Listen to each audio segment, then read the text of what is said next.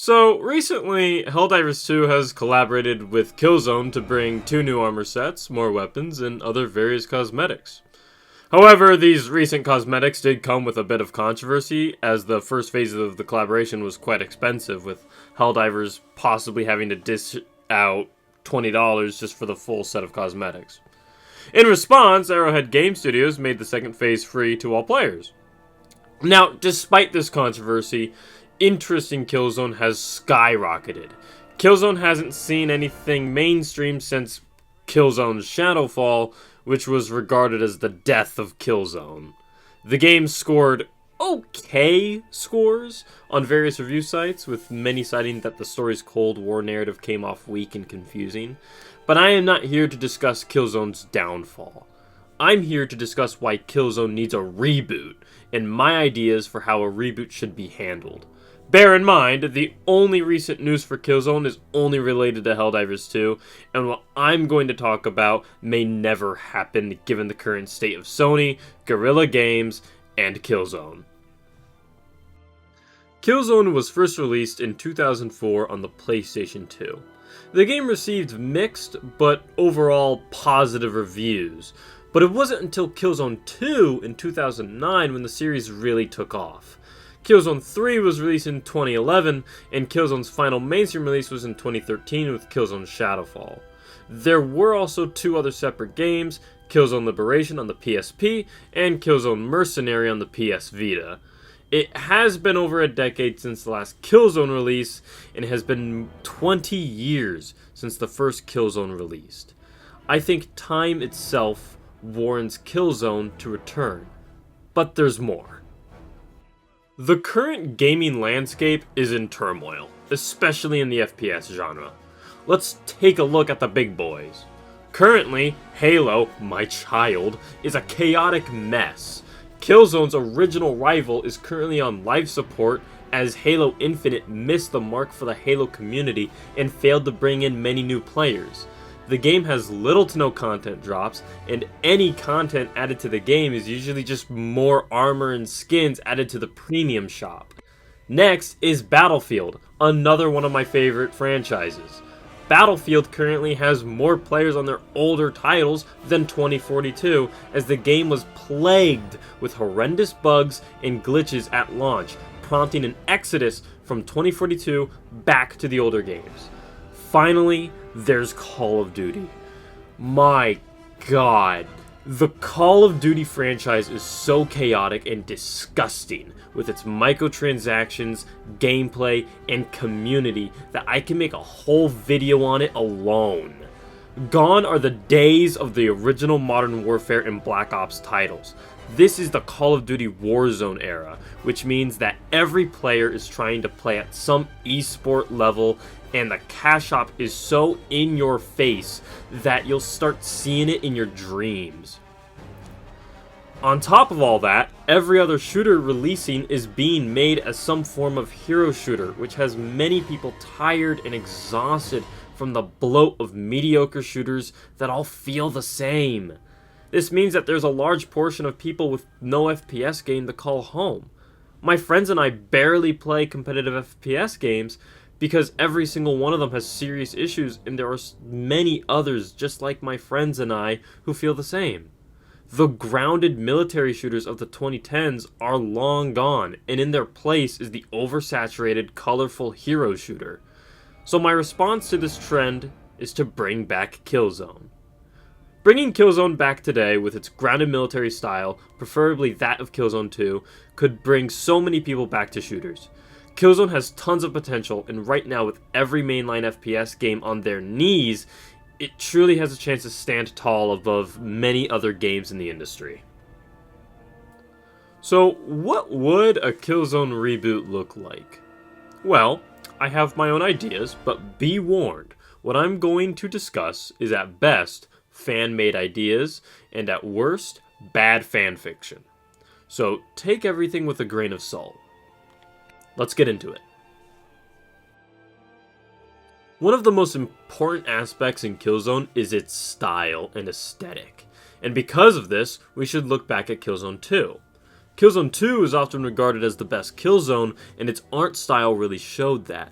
The industrial buildings made from concrete and sheet metal, the claustrophobic warehouses, and the brutalist military buildings of the regime created a brutal environment for players to sink into, all while seeing bits of red from the enemy themselves and from the flags, propaganda posters, and other paraphernalia that was littered all over the place.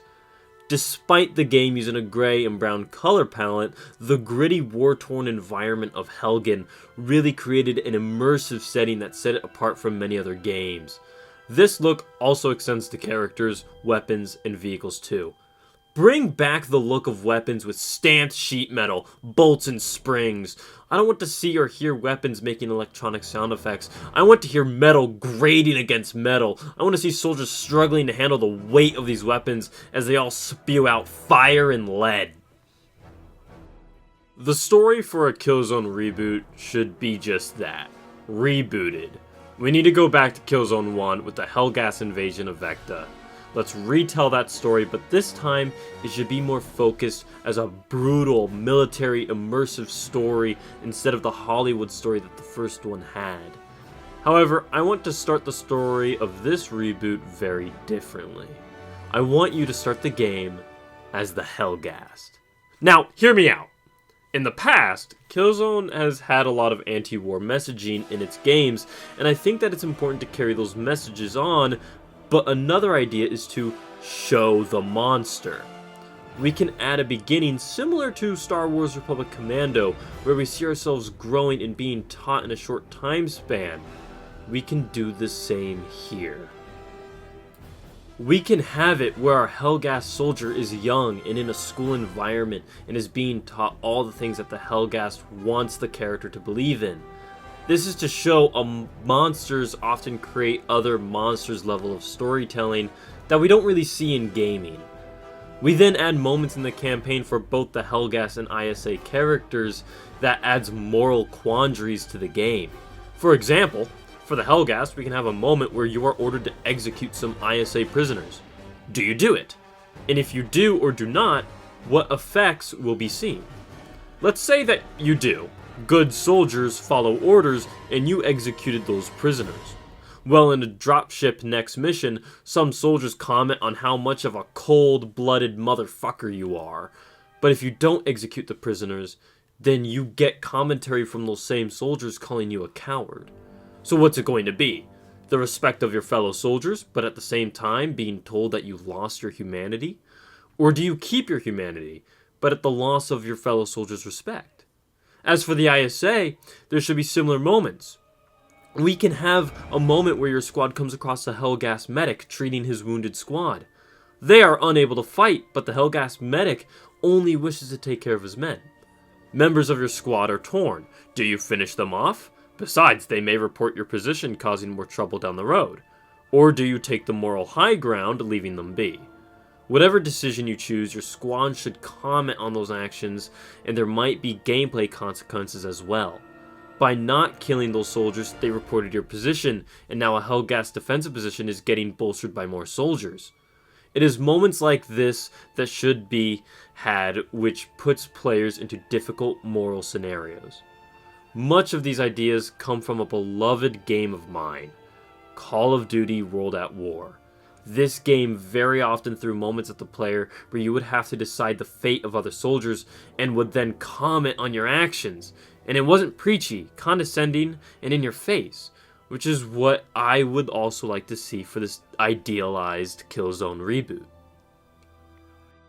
Now, the characters would be practically the same from the first Killzone.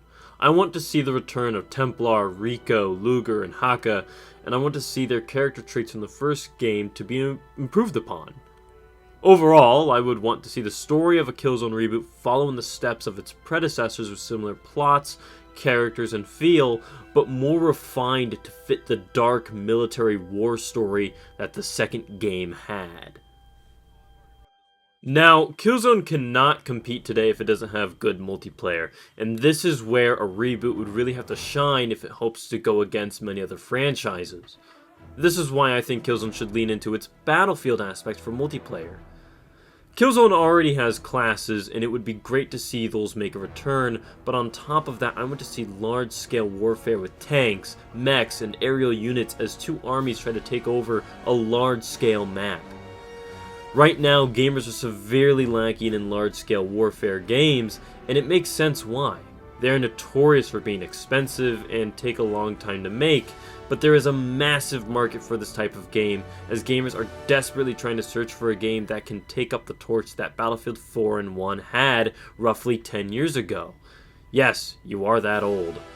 Battlefield 4 was released that long ago, 2013 to be exact. Killzone in the past has shown us that both sides have tons of weapons, vehicles, and plenty of other gadgets that can be used. Let's see all these in action and be used by players. Let's have massive Battlefield level destruction and mayhem. A Killzone reboot has the opportunity to bring the franchise back stronger than ever, and recently PlayStation has announced that they are going back to their legacy titles and that they may bring them back. So hopefully we will see the return of Killzone. But what do you guys think? Will we see a Killzone reboot, and what would you like to see in it? How would you like to see it rebooted? Let me know in the comments below. Well, until next time, I'll see you guys on the battlefield.